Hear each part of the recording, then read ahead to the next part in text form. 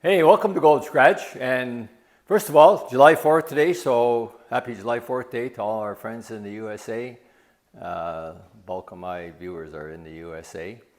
And today I'm going to talk about fasteners. Fasteners are one of the most important parts of an engine and most parts of almost every machine. My history and experience is in heavy industry. And in the case of automotive, not only the most important, they're also the most understood. And fasteners are also the #1 cause of failure of machinery and engines. And one of the problems is because they're so misunderstood, they get misused. Either you spend too much on them, or you don't spend enough on them, or you don't pay enough attention, and the results aren't good. So today I'm going to give you a lot of information, and there's two ways you can get knowledge. You can memorize it or you can understand it. I'm going to help you to understand it, because if you understand it, you don't have to memorize it. And stick with me. I'm going to tell you some things that are probably going to surprise you. I may even hurt your feelings, and I apologize for that. So I'm going to start with one statement. This video, I was prompted to do this video because of Mike's budget build that we're working on, and we have a new video coming on that in a few days. Well, do we need to change any fasteners? The answer is no, you don't. If you have an OEM small block Chev engine or most other engines, and you're not going to make more than 500 horsepower or go more than 7,000 RPM, all the original OEM fasteners will be just fine, and you don't need to change anything. And I know that's going to shock a few people. I'm going to defend that statement. I'm going to explain it, and when I'm done, I'm pretty sure you'll understand it and agree with me. Fasteners are bolts, nuts, washers, all the stuff that makes up basically a clamping device, which is important to keep your engine together. Before I forget, I got to say hello to my viewers in Australia and New Zealand. Surprisingly enough, Melbourne, Australia is right now my second city that watches my videos the most. Chicago, Illinois, USA is #1. And for a long time, Melbourne actually was #1. And if you're a race car fan over in Melbourne or in New Zealand and you watch supercar racing, you probably saw Shane Van Gisbergen, hope I got that pronouncement right, come over here on the weekend and race NASCAR Cup on the streets of Chicago and won the race. First time since 1963 that anyone has won their very first racing cup. So pretty darn impressive, and I'm sure we're going to see more of him. Speaking of winning, I also, as you may know if you watch me regularly, I also work for Trevor Culver Motorsports, and on Friday night, Trevor won the Superstock, APC Superstock 50-lap feature in the APC Traveling Series race. And that's second win out of the last 3 races. And we had kind of a Babe Ruth moment. Share this kind of personal. My wife recently lost her mother. And before the race, Trevor said to me, I'm going to win the race, and I'm going to dedicate it to Marianne. I'm going to give her the trophy. And we're going to inset the picture that we took in Victory Lane when he gave me the trophy. He won the race, and I get emotional, I'm sorry about that, and gave me the trophy, which I think was pretty darn cool. So back to the work at hand. So fasteners, how do they work, and why don't people understand them? Most people think when you tighten a bolt, you just use up all the thread space, and as long as it feels tight, it's fine, and it'll be okay, but it's not. A bolt is actually a bolt nut washer is a clamping device, and it relies on spring preloading, and a bolt really acts as a spring. It's elongated when it's torqued properly, and that elongation creates strain energy, which is used to hold the device together. I'm going to show you a couple ways. First, I'm going to show you on a diagram here I have in my shop, and we will put screenshot of this in the video as well. And this is a stress strain curve of a bolt, and it's not just a make-believe one. This is a connecting rod bolt out of a CT400 crate engine, or you may know it as a ZZ6 or ZZ6 or ZZ383 engine. And the specification is tighten the connecting rod to 45 foot-pounds or 6/1000ths of an inch of a stretch. So on this line we have stretch or strain. It's also called strain. In this line we have stress, and the stress is caused by torque. So as long as you're in the elastic limit of the bolt, then that stress strain curve is a straight line. And typically the recommended torque for almost any fastener is about 75% of the yield point. So the 45 psi gets you 6 thou, and at 60 foot-pounds will get you to the yield point, and that's when some of the other things start to happen. So as long as you stay on this curve, if you tighten the bolt down on a CT400 connecting rod to 45 foot-pounds, it'll stretch 6 thou. When you loosen it off, the stress strain curve goes back down to this line, and it's not stretched permanently. It's the same length it was when it started.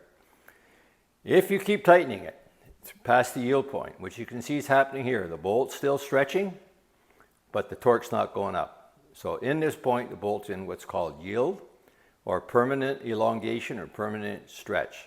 So if you get to this point and you untorque it, loosen it off, the stress strain curve follows this line, the red line, and it's elongated 2/1000ths of an inch.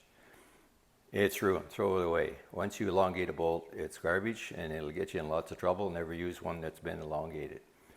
So you need to understand that if you torque it properly and stay within the yield curve, the preload of the bolt is what makes it work. And once the bolt is preloaded properly, and if the joint is designed correctly, as these are, the stress the bolt sees in use will never ever exceed the stress that you put into it when you tighten it. The rest of this curve is just interesting. It's not really that important to us. The ultimate strength comes later. This is the elastic range where the bolt necks down before it finally starts to totally fail and fracture at this point. Of course, you never want to go there.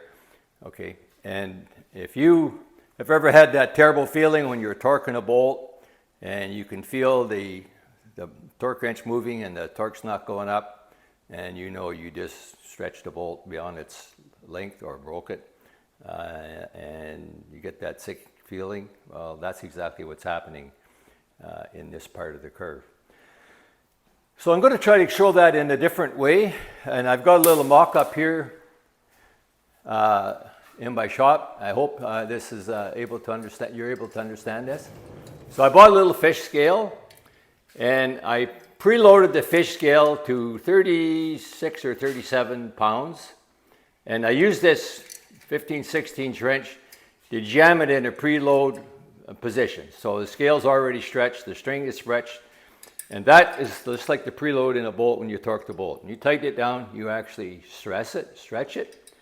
And as long as the stress that the bolt feels when the connection feels when your engine is operating is not more than that, it'll never stretch more. So let me give you an example of that. Here's a 20-pound weight, and when I hang that 20-pound weight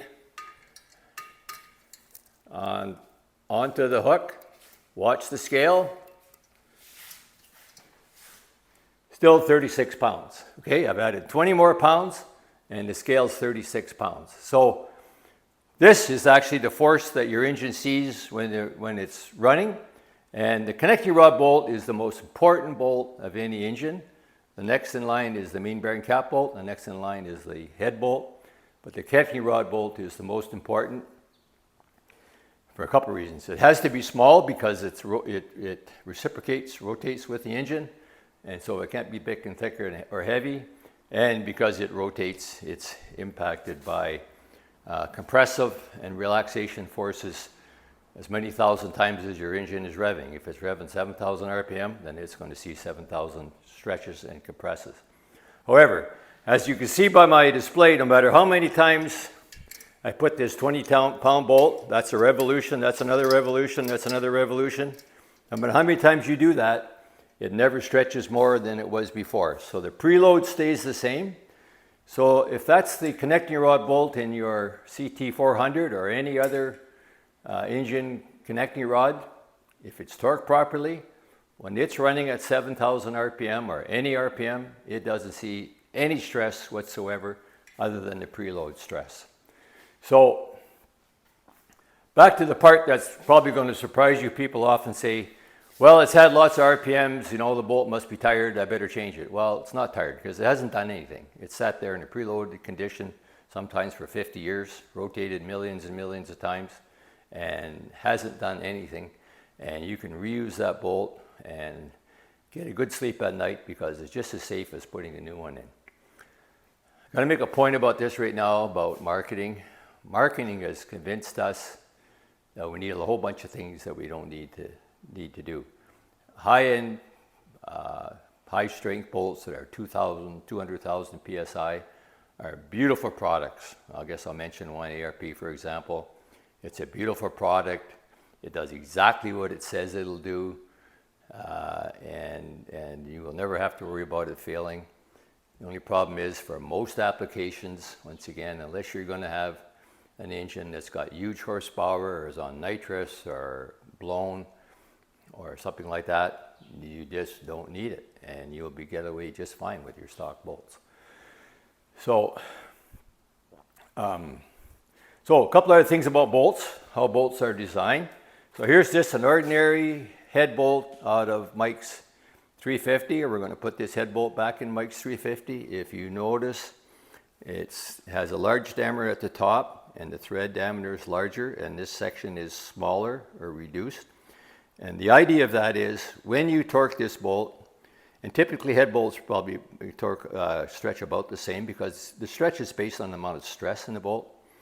And so the idea is that you want to make sure that the stretch or elongation takes place in this part of the bolt, not in the threads. If the threads stretch, then they're going to distort, and that's going to increase the friction. So, however, even if you're using new bolts or not, I know, for example, ARP has a very regimented process for the use of their bolts, and you'll notice one of the important things you have to know is when you torque a bolt, more than half of the torque that's used to tighten the bolt goes into friction instead of elongating the bolt. And that's the friction under the head of the bolt, between the head of the bolt, in this case the cylinder head, and the friction in the threads. One of the reasons why the threads, the specification for tightening bolts for a lubricated bolt is it needs less torque than a bolt that's lubricated because it has less friction. So you want to make sure if you are using, as the case of Mike's engine, I make sure that all the threads are nice and clean, they're lubricated, there's no drag in, and we check every head bolt thread, every other bolt that we use, check every thread before we put it together to make sure there's no more friction loss than necessary, and that way we'll be good. The other thing is things like, the other part of the clamping I should talk about first are washers. Now, high-end bolts like ARP, for example, use hardened washers. If you're going to use a washer, anything over 3/8 of an inch and up, it should always be a hardened washer. And because if it's not a hardened washer, if it's a soft washer, a 3/8 bolt typical torque is 35 foot-pounds and up, and it'll actually start galling or squashing the washer, and that loosens the joint. The joint has to remain stiff to make sure that that stress strain curve occurs in the shank of the bolt. So that's important to note. So a couple other things that might be called gimmicks. They're not really gimmicks, and I use them sometimes too. One of them is lock washers.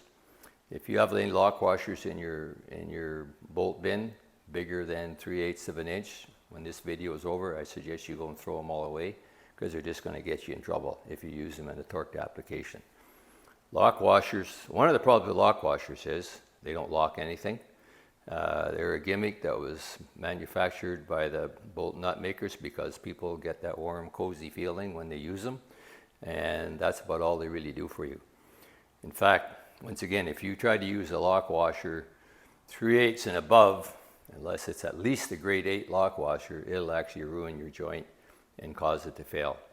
One of the best examples I can give you of this, look at any original car, my Camaro, your car, or whatever, when it came from GM or Ford or Chrysler or wherever it came from, try to find a lock washer on that car. You will have a hard time finding any because they just aren't there. The only application for them would be a very soft joint, possibly like a valve cover or a muffler clamp or something like that. But in any connection where you're going to torque it, you do not want to use a lock washer. If you're going to use any kind of washer, you should use a hardened washer. Another thing is Loctite. Loctite's a good product. I do use it in some applications because I like that warm, cozy feeling when I go to bed and I'm going to sleep at night too. I use it typically on camshafts, and I also use it on flywheels. But if the bolt is torqued properly in both those applications, you do not need to use anything else to hold it. It'll stay there for as long as you need it to stay there, and it's not needed. It's sort of the philosophy of belt and suspenders. You know, you do one thing that works and you do another one just to make sure and make you feel good. And so that's another important thing to know. So I think I've tried to cover that stuff off. Now the application of a connecting rod bolt, for example, as I said, the highest stress bolt in your car is on your connecting rods. And when does it see that stress? It sees that stress, there's 4 cycles. There's compression, combustion, and power stroke, the exhaust stroke, and then your intake stroke. The worst happens on your exhaust stroke, and in my experience, when in the old days of pro or super late model racing, I did blow up one of my engines, and I didn't blow it up with the foot on the throttle, lifting going in the corner. So what happens is when you lift going in the corner, you got a huge vacuum suction trying to suck the head off your piston. Your piston's coming up, chasing the intake valve with a high level of inertia, and that's what puts strain or stress on your connecting rod bolts. And that's, if they're ever going to fail, that's where they're going to fail, and always usually in relaxed position. In the compression stroke, the connecting rod is actually in compression, and if you're going to have any kind of a failure, it's going to be probably bending your connecting rod. So try to remember that. The three applications, once again, back to that, is connecting rods, main bearing bolts, and cylinder head bolts. The other two, no question at all, the OEM bolts are as good as you need to ever have for as long as you're ever going to need them, unless you're boosting or you got nitrous or something like that. If you're going to spend money on high-end bolts any place, it would be on your connecting rod bolts. But once again, unless you're making big horsepower or you've got a boosted engine, it's just not necessary. So save yourself the money and spend it on something else. And in the case of Mike's budget build, that's the focus, to save money, and we're not going to spend money where we don't need to spend it. So, and just as a testament to that, 50 years ago I had a drag racing car, C-modified production Camaro, not the one I have now. And I shifted that car somewhere between 7,000 and 8,000 RPM hundreds of times, crossed the finish line at 8,000 RPM. It had pink rods, stock rod bolts, TRW pistons, and the GM crankshaft, and it never ever missed a beat. And there's a good testament. Another one, if that's not good enough for you, the original Z28s had 11/32 connecting rod bolts. They didn't even have 3/8 connecting rod bolts. They were torqued to 35 foot-pounds. And if anybody ever owned one or did own one with a 302, they spin them 7,000 RPM all the time, and it never ever is an issue. If those engines fail, most of the time, if they're put together right, it's the valve train that's going to fail. So I hope I haven't hurt. I'm sure I'm going to create a little controversy. I hope I haven't hurt any feelings. My job in Gold's Garage, I call this reality TV, reality YouTube, is to give you information and help you understand. And if you understand something, you don't have to remember it. You can take that information and use it any way that you like. It's up to you, but it's to your benefit. So hope you found that interesting. And I forgot to say like and subscribe. So if you're still with me, I hope you do that. My channel is growing, and we got a video coming up very, very soon on Mike Kimball's 350 budget build. And the application of this, it'll have all stock fasteners when it goes back together. Thanks for watching Gold's Garage.